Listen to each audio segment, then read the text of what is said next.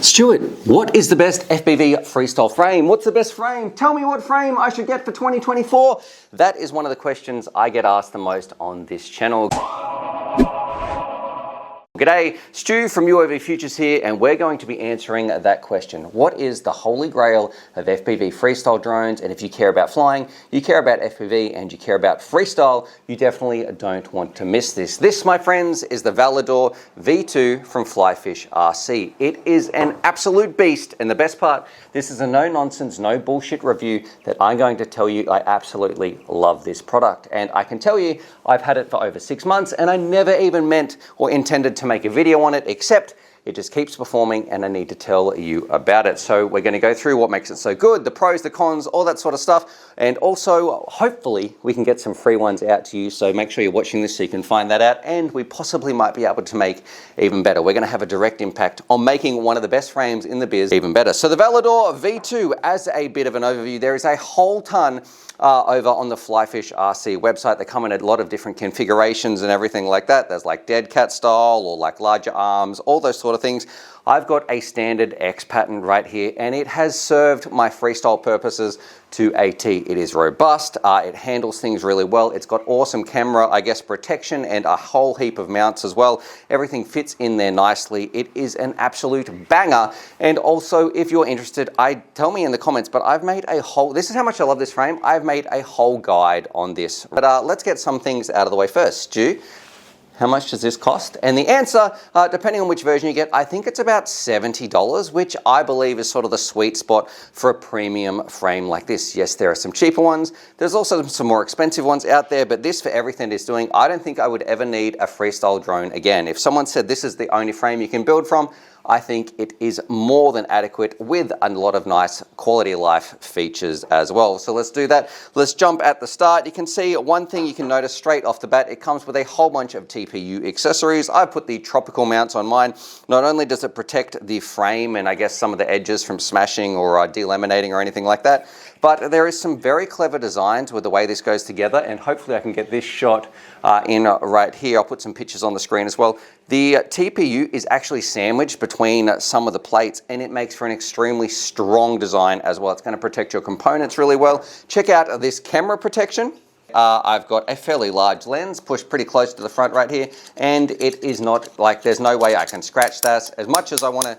Like, you wouldn't recommend doing that with a camera at home if it was just smashing the lens, but here it's very well protected. It does mount a GoPro if that is right up your alley, and it comes with some TPU mounts for that as well. For me, I'm more than happy with flying around with my Moonlight camera, so whether you're using digital with something like the O3 Air units from DJI or a larger video system, that is you're gonna have more than enough space to put that in. Or if you're still in analog land, well, don't worry, you've got ample space to put in basically whatever component you want.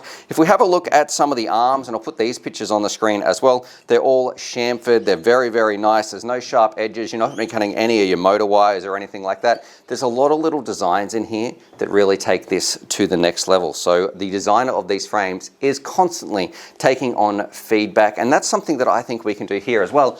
And this is kind of not official, but I'm hoping I can get this across the line with your help. I'm going to say, Flyfish, maybe you might like to do a giveaway to somewhere here in the comments. I haven't even emailed them. This is sort of just what I was thinking. Hopefully they can come to the party. I'm throwing them under the bus right here. But I want to know, I don't want to hear what's your favorite frame and everyone says, oh, I love the Flyfish, give me some of them, because that's just like saying yes and people wanting to, like, thinking that's what the company wants to hear. Here's my idea.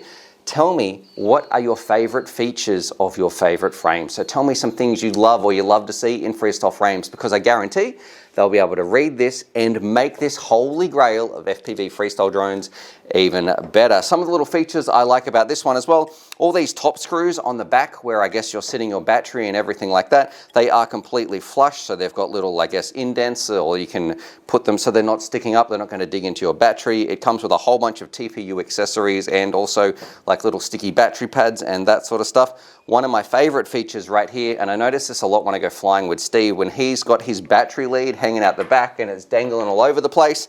Here, it's actually built straight into the frame. So when I plug that in, Bob's your uncle, you're off to the races, and Like, it's not going to be, there's no way, I've never cut a balance lead or a wire or anything like that when cruising this bad boy around. If I flip it upside down, you can see even on the bottom, everything's very, very nice. I love like it's a very strong, robust frame. We've got a perfect little space. I'll put a picture on the screen as well for our capacitor. It does come with some little even extras that I didn't even put onto this build, but like some little covers for your motor wires and that sort of stuff. And also your little antenna at the back. I've never run into an issue where a component was in danger of getting cut, getting hit, or getting broken. This is one I would say is an absolute beast for a bando basher or like a park freestyle drone, screaming this thing through trees.